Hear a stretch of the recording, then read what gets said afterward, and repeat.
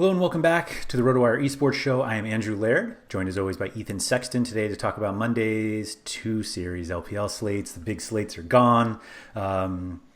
Before we get into that, we can talk about Sunday's slate. Ethan, there were a number of different ways you could have gone on Sunday's slate to cash. Like the tournament I was in was a WE long stack with LNG, which that I got it. Like I understood it. Mine was in HLE long stack with WE. But as long as you didn't play RNG, you were probably okay in tournaments.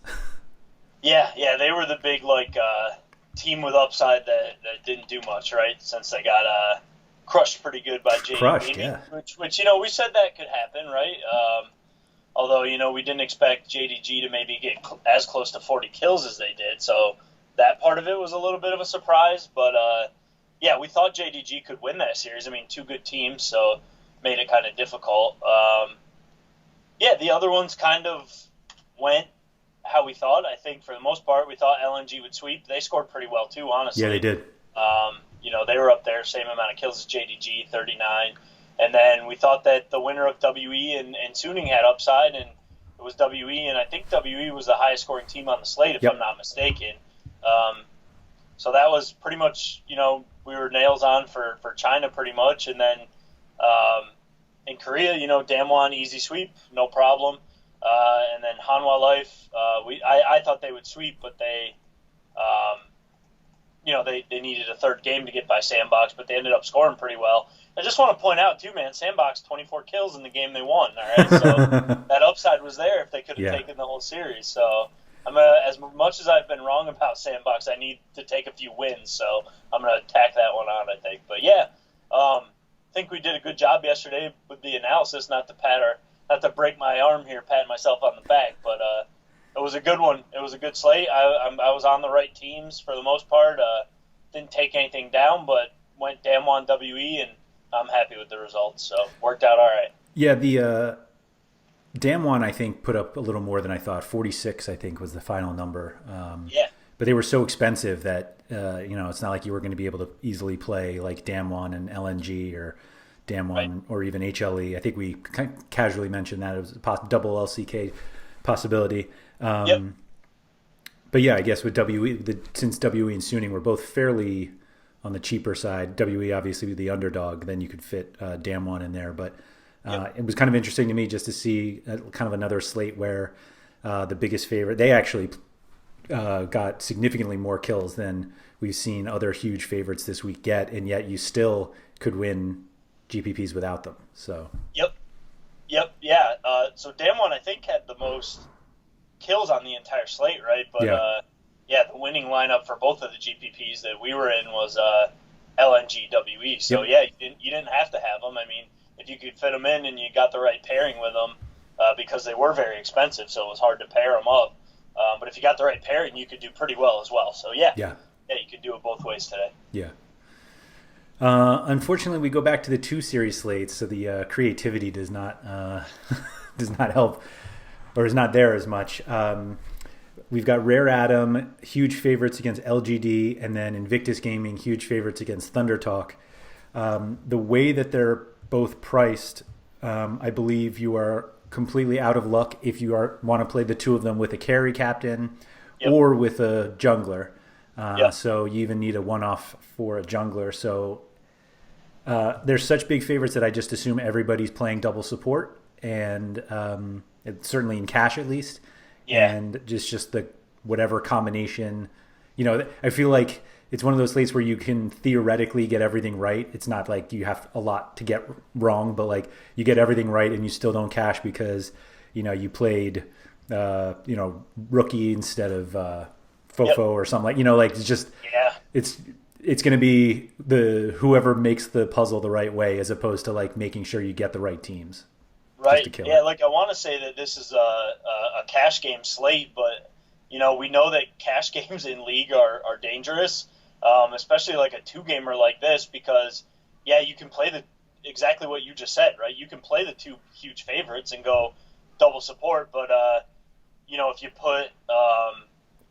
if you put Hang in the captain spot and you needed to have Lucas there, or vice versa, or whatever the case, that's going to kick you out of cashing. So I want to say that it's a cash game slate, but there's unfortunately some risk involved, even if you play the two big favorites that are probably both going to get sweeps tomorrow, right? So that said, I mean, if you're playing GPPs, though, do you really want to go double support and just share first place with 400 people? I mean, I don't, so I'm probably going to take a shot on one of these underdogs, even though I don't think either one of them is going to win, right?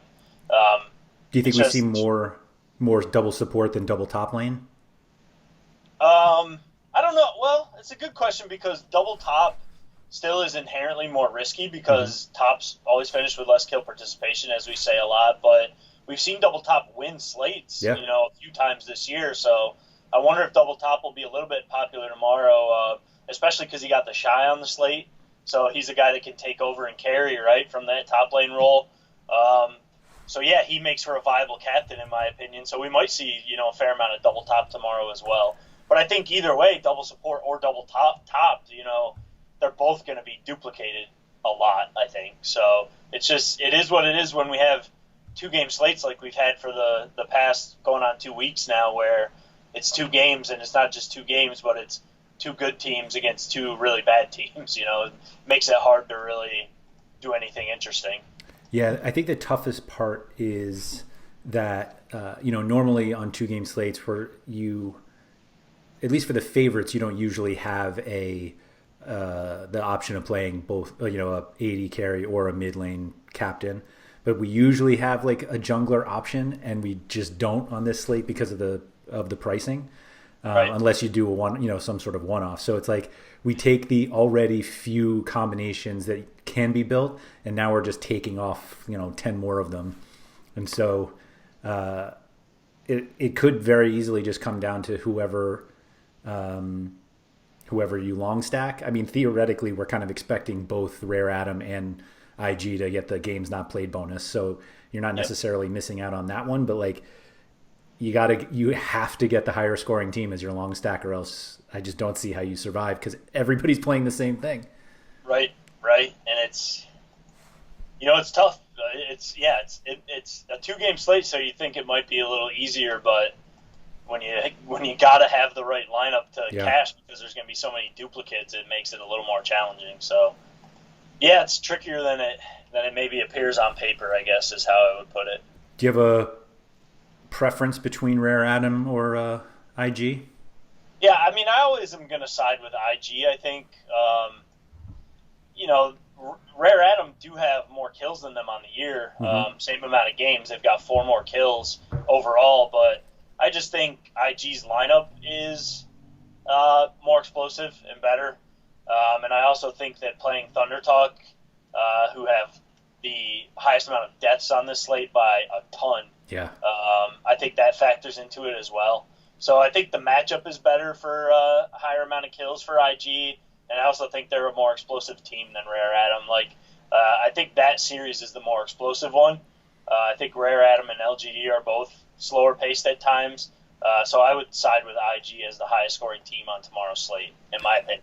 Yeah, I was following the exact same place, which then is like, well, can I, does playing a Rare Atom long stack differentiate enough that they're... Or does it just screw you out of money? You know what I mean? I don't know. I'm wondering if a cube captain is the least popular lineup build, because with the expectation that both support lineups are, just in terms of Rare Atom IG combinations, that I assume all of the support possibilities are popular. And then if you're going to do a double top lane, people would probably play the Shy. Right. I mean, I guess you could try to do a Rare Atom long stack with the Shy captain, something, try to get a little wacky that way. But like I said, there's only so many places you can go on a 2-game slate with 2 giant favorites. Yeah, I mean, I think Cube probably is the lowest owned captain because people are either going to go double support, or if they're going double top, they're way more likely to put the Shy, the Shy in the captain spot, because We know he's got crazy upside, right? But Cube actually does have more kills than the Shy this year, 71 to 69. So it's not like there's a big difference there. But yeah, I think to your point, I think Cube probably is the captain option that's the lowest owned tomorrow. But just, nobody's excited to. I don't think anybody's going to be like super excited to make Cube their captain necessarily. But he does. Looking at his champion pool this year, his most played champs are Renekton and Jace, which are two champs that can take over games. So it's not a bad idea, I don't think, especially maybe if he's going to be the lowest owned. You get a little bit of differentiation that way, so it might be worth a shot. For those who are considering a one-off in order to try to get some sort of carry captain, are we still probably staying in the top lane, or? Oh man, I just like the fantasy potential of anyone from LGD or Thunder Talk just seems so low that you're like hoping for 12 points and like you're just dead at that point.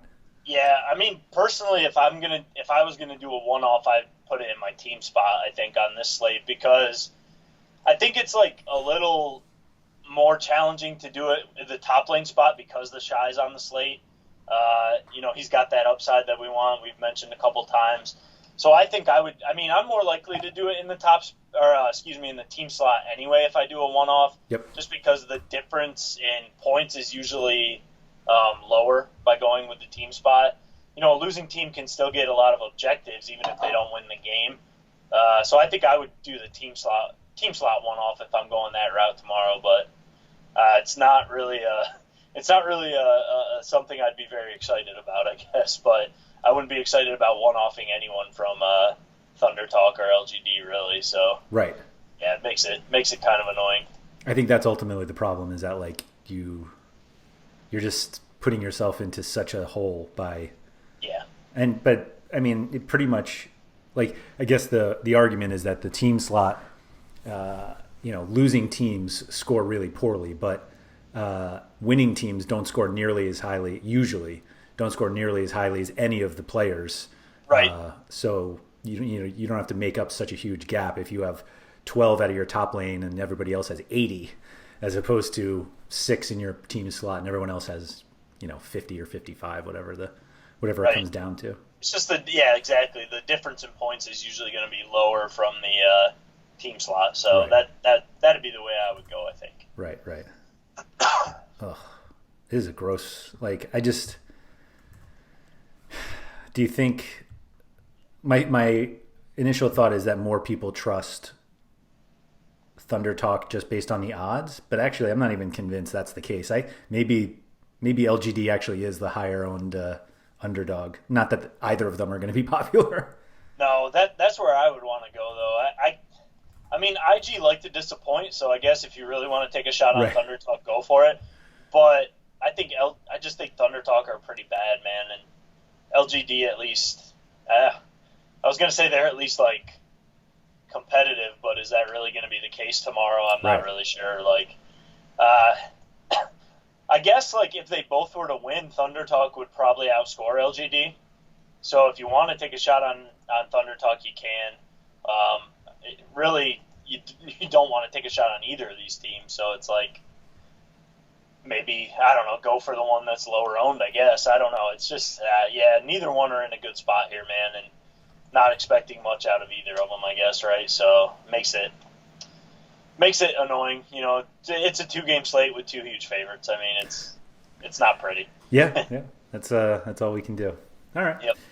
If you guys have enjoyed the video, if you could please hit the like button below. Feel free to subscribe for all of the RotoWire videos covering a bunch of sports. We're really ramping up baseball as the season is coming upon us, so feel free to check those out.